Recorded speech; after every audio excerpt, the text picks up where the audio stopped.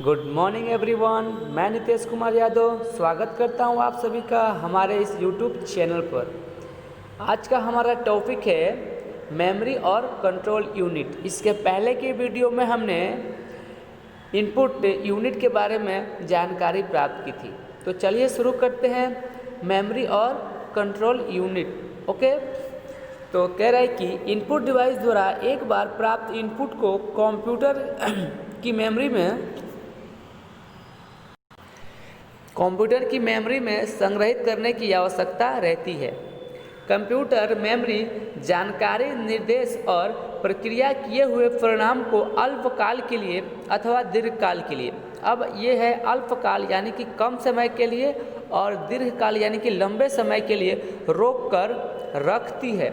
Computer memory के विभिन्न प्रकार होते हैं। जो कंप्यूटर होती है उसके जो मेमोरी है थे उनके विभिन्न प्रकार होते हैं। कंप्यूटर की कुछ मेमोरी विषय वस्तु को जब तक कार्य चल रहा हो, यानी कह रहा है कि कंप्यूटर की कुछ मेमोरी विषय वस्तु को, मतलब कि जिस विषय का वस्तु है उसको जब तक कार्य चल रहा हो और विद्युत प्रवाह चालू हो तब तक अल्पकाल के लिए ही याद रखने में सक्षम होती है।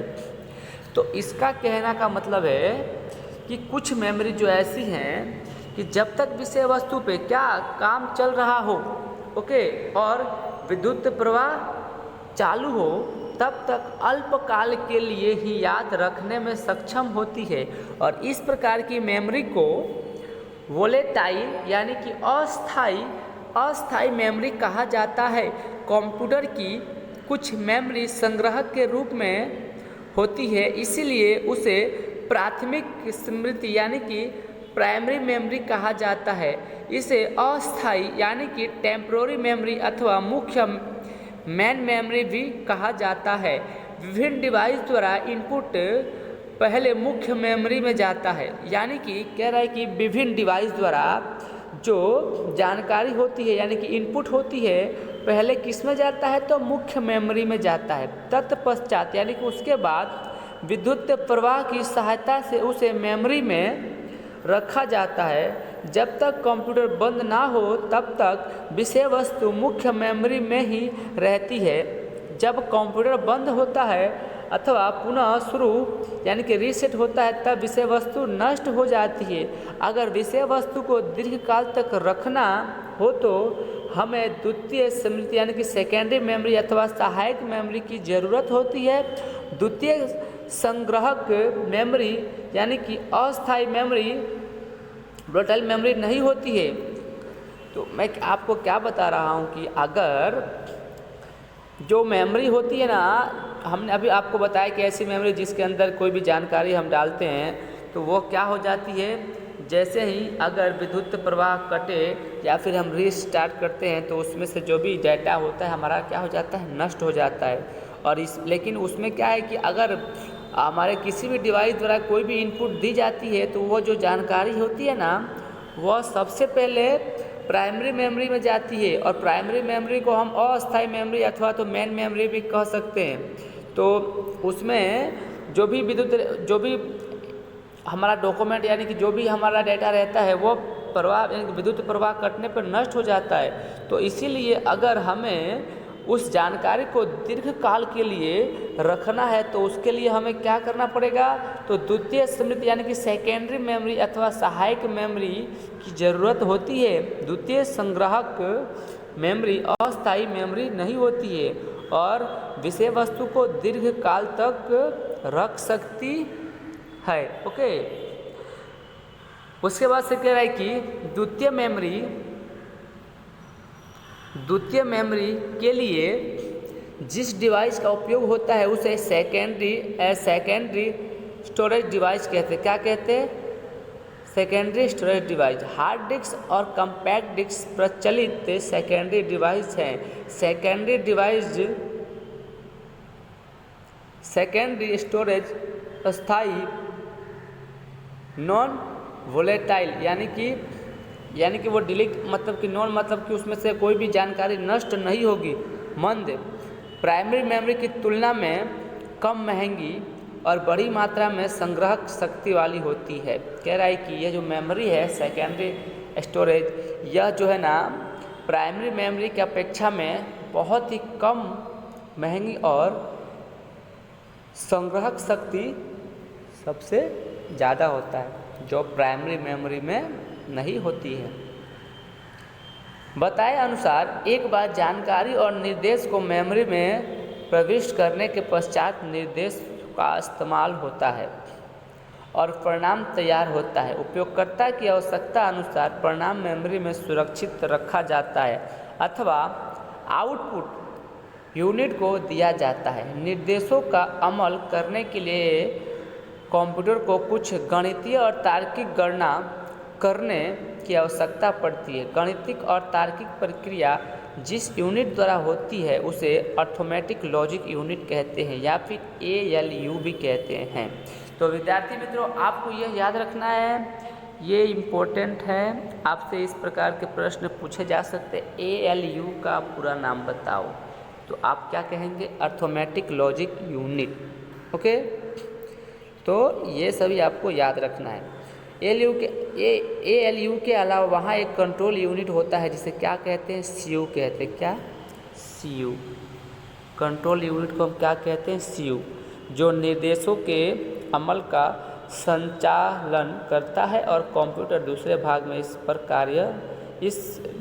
कंप्यूटर दूसरे भागों के कार्यों पर नियंत्रण रखती है। ALU और कंट्रोल यूनिट एक एकत्रित रूप सेंट्रल प्रोसेसिंग यूनिट यानी कि CPU है। यानी कि देखिए, ये जो है ना, इन तीनों को मिला करके देखिए, मेमोरी यूनिट, कंट्रोल यूनिट और अर्थमेटिक लॉजिक यूनिट, इन तीनों को मिलाकर के किसका निर्माण होता है? तो CPU का, यानी कि सेंट्रल प्रोसेसिंग यूनिट। यदि आपसे कभी पूछा जाए कि CPU को कितने भागों में बांटा गया है, तो आप कह सकते हैं कि CPU को 3 भागों में बांटा गया है। कितने भागों में? तो 3 भागों में CPU को 3 भागों में बांटा गया है, ALU, CU और MU। ओके, CPU है, जिसे कंप्यूटर का दिमाग भी कहा जाता है। देखिए, सेंट्रल प्रोसेसिंग यूनिट को हम कंप्यूटर का दिमाग भी कह सकते हैं। कुछ उच्च गति की मेमोरी भी CPU की हिस्सा हो सकती है। क्या कह रहा है? कुछ उच्च गति की मेमोरी भी CPU की हिस्सा हो सकती है। तो यहाँ पे हमने मेमोरी यूनिट के बारे में जानकारी प्राप्त की। किसके बारे में? मेमोरी यूनिट के बारे में आप लोगों ने जानकारी प्राप्त की। आपने देखा कि मेमोरी 2 प्रकार के होते हैं, प्राइमरी मेमोरी और सेकेंडरी मेमोरी। ओके, और जो ये CPU किस प्रकार से इसका निर्माण होता है, आप सबको पता चला कि ALU, CU और MU तीनों को मिलाकर के सेंट्रल प्रोसेसिंग यूनिट यानी कि CPU का निर्माण होता है, और जिसे हम कंप्यूटर का दिमाग भी कह सकते हैं। ओके, अब हम देखेंगे आउटपुट यूनिट। क्या? Output unit. ओके, तो देखिए, सामान्यतः आउटपुट यूनिट अर्थात विजुअल स्क्रीन जिसे मॉनिटर कहा जाता है। हाँ, अगर सामान्यतः आउटपुट कहना तो हम मॉनिटर को क्या कह सकते हैं? आउटपुट कहा जा सकता है, जिसके ऊपर विजुअल स्क्रीन देख सकते हैं, जिसके ऊपर हम परिणाम देखते हैं। आज तक जो भी हमको परिणाम मिलता है, तो सबसे पहले परिणाम हमको किस पे देखने को मिलता है? तो मॉनिटर पे देखने को मिलता है। ओके, तो सामान्यतः आउटपुट अर्थात मॉनिटर। ओके, वास्तविक रूप में मॉनिटर अर्थात एक पूरा बॉक्स जो कंप्यूटर का विजुअल आउटपुट तंत्र है। डिस्प्ले स्क्रीन मॉनिटर का भाग है। क्या है? डिस्प्ले स्क्रीन मॉनिटर का भाग है। हम अधिकांश मॉनिटर और डिस्प्ले स्क्रीन का समानार्थी के रूप में उपयोग करते हैं। पुराने मॉनिटर काले यानी कि ब्लैक, सफ़ेद, वाइट और स्लेटी यानी ग्रे रंग में आउटपुट प्रदर्शित करते थे, जो अधिकतर टेक्स्ट, विषय वस्तु और नंबर अंक होते थे। वर्तमान समय में रंगीन मॉनिटर विभिन्न प्रकार की जानकारी जैसे कि उच्च गुणवत्ता वाले ग्राफिक्स और एनिमेशन को प्रदर्शित करने में सक्षम है। स्पीकर और हेडफोन जैसे विशिष्ट डिवाइस के उपयोग से आउटपुट के रूप में आवाज़ सुन सकते हैं। आउटपुट को छापने के लिए प्रिंटर का उपयोग होता है। वैकल्पिक रूप से आउटपुट को सीधे ही वेबसाइट पर प्रकाशित किया जाता है अथवा इंटरनेट द्वारा फाइल भेजी जाती है। ये सभी मूलभूत घटक आकृति 1.2 में दर्शाए गए। तो इसमें कह रहा है कि आउटपुट किसे कहते हैं और किस प्रकार से। तो आपने देखा कि मॉनिटर पे खास करके हम हमारा जो भी होता है आउटपुट यानी कि रिजल्ट होता है हम देख पाते हैं, परिणाम देख पाते हैं। और आपको यहाँ पे मालूम पड़ा कि पहले के समय में किस प्रकार का मॉनिटर था, ब्लैक सफ़ेद वाइट और स्लेटी ग्रे रंग में आउटपुट प्रदर्शित करता था। लेकिन अभी के हाल में उच्च गुणवत्ता वाले ग्राफिक्स और एनिमेशन को प्रदर्शित करने में सक्षम है। उसके साथ में स्पीकर और हेडफोन जैसे विशिष्ट डिवाइस के उपयोग से हम आउटपुट के रूप में आवाज़ भी सुन सकते हैं। आउटपुट को छापने के लिए प्रिंटर का भी यूज आजकल किया जा रहा है, आप सभी को पता है। वैकल्पिक रूप से आउटपुट को सीधे ही वेबसाइट पर प्रदर्शित किया जा रहा है। आप देख रहे हैं कि आज कोई भी रिजल्ट आ रहा है, परिणाम आ रहा है, तो क्या करते हैं, उसको डायरेक्ट वेबसाइट पर प्रदर्शित कर दिया जा रहा है, जिसके माध्यम से हम अपने मोबाइल से या कंप्यूटर से देख पा रहे हैं। अब यहाँ पे कह रहा है कि ये सभी मूलभूत घटनाएं आकृति 1.2 में दर्शाई गई है। क्या है, तो घटनाएं देखते हैं हम। अब यहाँ पे देखिए कि सेंट्रल प्रोसेसिंग यूनिट, देखिए उसको कितने भागों में बांटा गया, 3 भागों में। कंट्रोल यूनिट, ओके, और इनपुट हम सबसे पहले क्या करते हैं, तो हमारी जो भी जानकारी होता है उसको हम क्या करते हैं, इनपुट कहते हैं। देखिए क्या करते हैं, इनपुट। यहाँ पे आप देख रहे हैं कि इनपुट करते हैं। इनपुट में से कहाँ जाता है, तो ये सीपीयू में जाता है। देखिए सीपीयू क्या है, ये सीपीयू इन तीनों का भाग, ये तीनों एक ही है। हाँ, ये control unit, arithmetic logic unit और मेमोरी यूनिट, ओके। इसको हम एमयू भी कह सकते हैं। क्या कह सकते हैं, तो एमयू यानी कि मेमोरी यूनिट। हाँ, तो इन तीनों को मिला करके किसका, सीपीयू का निर्माण होता है, सीपीयू। और उसके बाद में से जो परिणाम होता है वो कहाँ जाता है, तो परिणाम आता है हमारे आउटपुट के माध्यम से हम देख पाते हैं, ओके। तो यहाँ पे आपने देखा आकृति के माध्यम से समझाया गया है।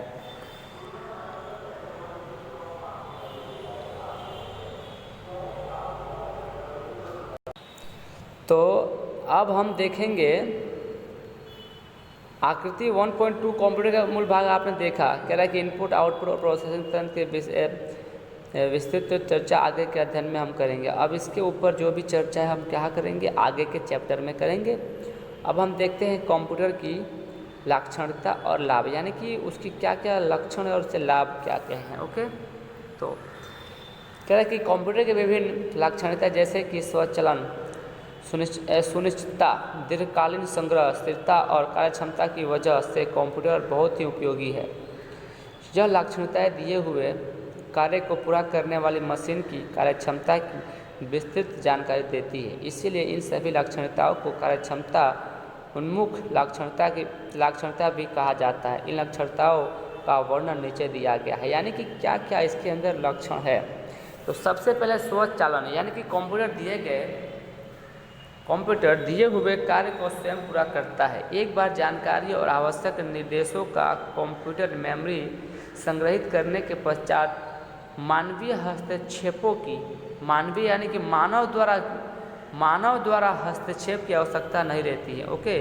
और कई कार्य जैसे कि बड़ी मात्रा में जानकारी ढूंढना अथवा इंटरनेट द्वारा स्वचालन के बिना लगभग असंभव है, ओके।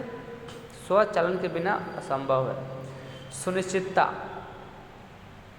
कंप्यूटर जटिल गणितीय और तार्किक गणनाएं अधिकतम सुनिश्चितता के साथ करने में सक्षम है। अच्छी तरह से डिजाइन की हुई कंप्यूटर बेहद सटीक परिणाम प्रदान करते हैं। हालांकि यह स्पष्ट है कि जानबूझकर अनजाने में गलत यानी कि खराब इनपुट प्रविष्ट करने पर वह व्यर्थ आउटपुट उत्पादित करता है। व्यर्थ यानी कि गलत, उसे गार्बेज इन क्या कहते हैं, तो खराब इनपुट पर प्रविष्ट करने पर वह व्यर्थ आउटपुट उत्पादित करता है, उसे गार्बेज इन गार्बेज आउटपुट कहते हैं, जिसे गीगो कहते हैं। क्या, गीगो। आगे चलते हैं दीर्घकालीन। तो कंप्यूटर बड़ी मात्रा में जानकारी को अपने सेकेंडरी स्टोरेज में दीर्घकाल तक संग्रह कर सकता है। विनती करने पर संग्रहित विषय वस्तु को सरल से पुनः प्राप्त करा सकता है। विशेष रूप से तब तक विषय वस्तु मेमोरी में सुरक्षित रहता है। तो आप सभी को पता है कि सेकेंडरी मेमोरी जो है ना, वो किसी भी जानकारी यानी डेटा को लंबे समय तक संग्रहित करके रख सकता है। अब उसके बाद से हम चलेंगे यांत्रिक और पुनरावर्तित कार्य प्रदर्शन करने की क्षमता। कंप्यूटर सुसंगत तरीके से यांत्रिक कार्य प्रदर्शन करने में सक्षम है। कंप्यूटर पर मानवीय सीमाएं जैसे कि अभिरुचि, पसंद और शारीरिक क्षमता का या फिर अभाव का असर नहीं होता है। जैसे मैं कह रहा कि पसंद, हम कोई भी कार्य करते हैं तो हमें क्या पसंद अगर आता है तो हम उसे बार बार करते हैं। अगर हमें पसंद नहीं आता है एक ही बार काम को बार बार करना तो हम बोर हो जाते हैं, तंग हो जाते हैं, उसको छोड़ने की इच्छा हो जाती है, हमारे दिमाग में तनाव जैसा आ जाता है, शरीर में अनेक प्रकार की तकलीफ़ें महसूस होने लगती है। लेकिन ये जो कंप्यूटर है ये यांत्रिक और पुनरावर्तन का ये जो है ना, किसी भी प्रकार की इसके अंदर मानवीय सीमाएं जैसे कि अभिरुचि, पसंद और शारीरिक क्षमता या अभाव का असर नहीं होता है, क्योंकि यह मशीन है और मशीन को कभी भी मानवीय सीमाएं जैसी किसी भी प्रकार की अभिरुचि नहीं होती है। उसके बाद से है प्रोग्रामिंग क्षमता। कंप्यूटर के लिए पुनर्निर्धारित निर्देशों के समूह पर अमल करने के लिए प्रोग्राम किया जा सकता है। प्रोग्राम एक बार लिखकर उसका अधिक बार निष्पादन करने से समय और धन की बचत होती है। कार्य में बदलाव करने के लिए भी पहले से लिखे हुए प्रोग्राम में परिवर्तन यानी कि मॉडिफिकेशन कर सकते हैं। इसीलिए कंप्यूटर की किसी भी गतिविधि करने के लिए बहुमुखी है। क्रमबद्ध प्रोग्राम द्वारा परिणाम दिए जाते हैं। तो यहाँ पे भी कह रहा है कि कार्य क्षमता उसकी जो है ना, वह किसी भी प्रोग्राम को अगर एक बार आपने लिख दिया है तो उसको हम बार बार यूज कर सकते हैं और उससे क्या होगा, तो हमारा समय और धन की बचत होगी और उसके बाद से उसके अंदर मॉडिफिकेशन भी कर सकते हैं। पहले का लिखा हुआ प्रोग्राम हो तो उसमें कुछ चेंजिंग करना हो तो वो भी हम कर सकते हैं, मॉडिफिकेशन कर सकते हैं। अब यहाँ पे देख रहे हैं कि आकृति 1.3 में कंप्यूटर के प्रमुख लक्षणता दर्शाया गया। देखिए मैं सही हूँ, कंप्यूटर द्वारा कोई भी गणना किया जाएगा तो क्या रहता है, सही रहता है। मैं तेज़ी से कार्य कर रहा हूँ, कंप्यूटर वाकई ही में बहुत तेज़ी से कार्य करता है। मैं स्वयं संचालित हूँ, कंप्यूटर जो है क्या है, स्व संचालित है। उसके बाद से मैं प्रोग्राम में सक्षम हूँ, कंप्यूटर क्या है, प्रोग्रामिंग करने में सक्षम है। और कंप्यूटर किसी भी स्टोरेज यानी कि डेटा को दीर्घकाल के लिए संग्रहित करके रखता है। ओके, अब उसके बाद बचा सॉफ्टवेयर, हार्डवेयर और फर्मवेयर। ओके, तो देखिए यहाँ पे कह रहा है कि सॉफ्टवेयर, अब तक हमने सीखा कि कंप्यूटर एक बहुउद्देशीय मशीन है और अपने आप ही किसी भी कार्य को प्रदर्शित नहीं कर सकता। अभिप्रेरित करने के लिए जानकारी और मशीन समझ सके ऐसे क्रमानुबद्ध निर्देशों की उसे आवश्यकता रहती है। इन निर्देशों के समूह को प्रोग्राम कहते हैं और क्रमबद्ध मार्गदर्शिका जो दिए गए हैं उनको हल करने के लिए होती है, जिसे एल्गोरिथम कहते हैं, और तैयार हो जाती है प्रोग्राम का विकास करने और तैयार हो तो प्रोग्राम का विकास करना सरल बन जाता है। एल्गोरिथम के उपयोग से दिए हुए कार्य को पूरा करने के लिए तैयार किए हुए तर्क को सॉफ्टवेयर कहा जाता है। सॉफ्टवेयर अर्थात संगठित कंप्यूटर प्रोग्राम जानकारी और कंप्यूटर प्रोग्राम के संबंधित दस्तावेज का समूह। आकृति 1.4 सॉफ्टवेयर के भाग का वर्णन कर रही है।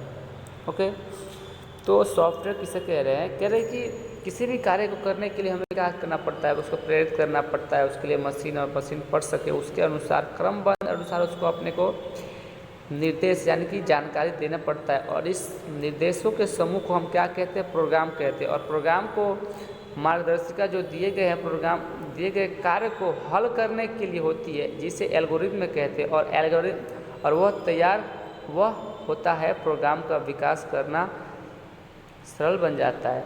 एल्गोरिथम के उपयोग से दिए हुए कार्य को पूरा करने के लिए तैयार किए गए सॉफ्टवेयर को हम प्रोग्राम तैयार किए हुए तर्क को सॉफ्टवेयर कहते हैं। क्या? तो एल्गोरिथम के उपयोग से दिए हुए कार्य को पूरा करने के लिए तैयार किए गए तर्क को सॉफ्टवेयर कहा जाता है। सॉफ्टवेयर अर्थात संगठित कंप्यूटर प्रोग्राम जानकारी और कंप्यूटर प्रोग्राम के संबंधित दस्तावेजों का समूह। ओके, तो आपने यहाँ पे देखा सॉफ्टवेयर। अब हार्डवेयर सॉफ्टवेयर के विपरीत कठोर इकाई जैसे कि keyboard, mouse, central processing unit और दूसरे संबंधित डिवाइस को भौतिक इकाइयाँ समझा जाता है, अतः इसे हार्डवेयर का, यानी कि कंप्यूटर के भौतिक यानी कि शारीरिक इकाई को हम क्या कहते हैं, हार्डवेयर कहते हैं। और कंप्यूटर के सभी भौतिक भागों के लिए एक व्यापक शब्द है, क्या? हार्डवेयर। ओके, अब हम देखेंगे क्या, फर्मवेयर। ओके, तो अब हम देखेंगे फर्मवेयर। तो फर्मवेयर यानी कि सॉफ्टवेयर निर्देश कई बार हार्डवेयर के साथ एकत्रित होकर आती है, यानी कि सॉफ्टवेयर और हार्डवेयर एक साथ में ही रहकर के कार्य करते हैं, जिसे इस तरह के सॉफ्टवेयर हार्डवेयर के साथ नज़दीकी से युग्मित होते हैं, जिसे फर्मवेयर के रूप में जाना जाता है। जब सॉफ्टवेयर और हार्डवेयर एक साथ में एकत्रित होकर आती है, जिससे सॉफ्टवेयर हार्डवेयर के साथ नज़दीकी से युग्मित होती है, और जिसे हम क्या कहते हैं, तो फर्मवेयर के रूप में जाना जाता है। आमतौर पर हार्डवेयर के साथ सॉफ्टवेयर जुड़े हुए होते हैं और हार्डवेयर का उपयोग करने के लिए एप्लीकेशन की सुविधा भी होती है। अन्य हार्डवेयर के साथ कार्य करने की और आवश्यकता होने पर जानकारी के साथ संचार करने के उपयोगी भी प्रदान करता है। आमतौर पर ऐसे फर्मवेयर हार्डवेयर निर्माण कंपनी द्वारा विकसित होती है। तो अब यहाँ पे आप जान चुके हैं कि फर्मवेयर कैसे कहते हैं। हार्डवेयर और सॉफ्टवेयर को एक साथ में एकत्रित होकर के जो आती है, उसे हम क्या कहते हैं, तो फर्मवेयर कहते हैं। तो विद्यार्थी मित्रों, यहाँ तक हमने देखा, तो हमने यहाँ तक किस किस के बारे में देखा, तो सबसे पहले हमने देखा कि मेमोरी यूनिट, क्या? Memory unit. हाँ, पहले हमने पढ़ा मेमोरी यूनिट। ओके, इसके बारे में जानकारी प्राप्त की। उसके बाद से हमने ये आउटपुट यूनिट के बारे में जानकारी प्राप्त की। उसके बाद से हमने देखा कंप्यूटर की लाक्षणिकताएं। ओके, और उसके बाद से हमने क्या क्या देखा, तो सॉफ्टवेयर, हार्डवेयर और फर्मवेयर। तो आज हमने इतने टॉपिक्स के बारे में जानकारी प्राप्त की। तो आप सभी को ये जितने भी टॉपिक्स हैं, इसको वीडियो को एक बार या दो बार देख करके अच्छी तरह से समझना है और इसे हमेशा के लिए याद रखना है। और अभी तक आप लोगों में से किसी ने भी हमारे इस YouTube चैनल को सब्सक्राइब नहीं किया है, तो उसको सब्सक्राइब कीजिए, ताकि हमारे द्वारा कोई भी वीडियो अपलोड किया जाए तो उसका नोटिफिकेशन सबसे पहले आप तक पहुँचे, और इसको सब्सक्राइब करना अनिवार्य है। ओके, तो विद्यार्थी मित्रों, आज के लिए धन्यवाद। मिलते हैं अगले वीडियो में। Okay, bye.